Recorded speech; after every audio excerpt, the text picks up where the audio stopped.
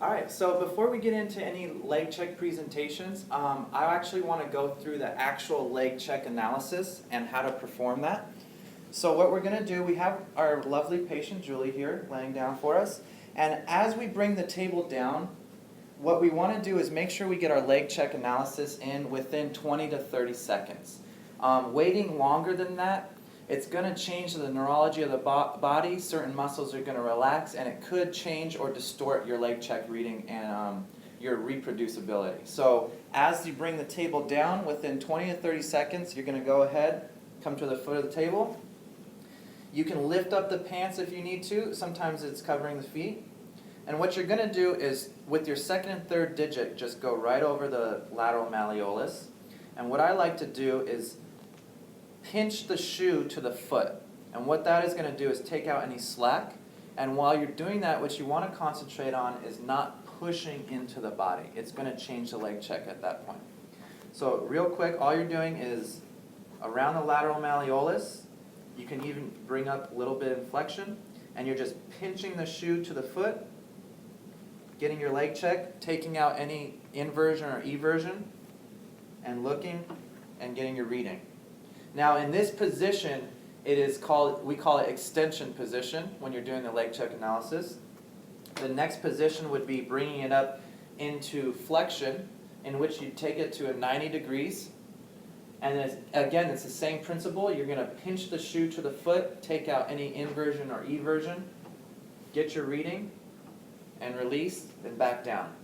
A couple things to remind yourself about is when you're doing the leg check, you want to make sure that as her feet are centered up, that they're centered between here, the midline of her butt, and also with her inion.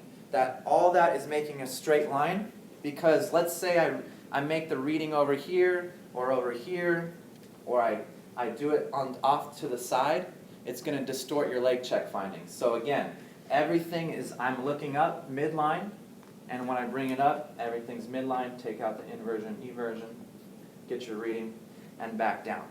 Now for the actual reading, what am I actually looking at? I'm looking at where the sole of the shoe meets the actual shoe, like the cloth part. What you don't want to do, especially on some athletic shoes, is look at the very bottoms of the shoes, because we'll get different wear patterns on our shoes, and it may distort again the readings of your leg checks. So look at the actual connecting point of where the sole of the shoe meets the cloth of the shoe, and I just go ahead, I get my check, look at it, I'm good to go. So some of you were asking questions about how that plays into the leg checks and reading your manuals. Something you want to look at, I went ahead and wrote it out. We have balanced and unbalanced, and let's go over the balanced real quick. Your extension here is like you doing a leg check and extension.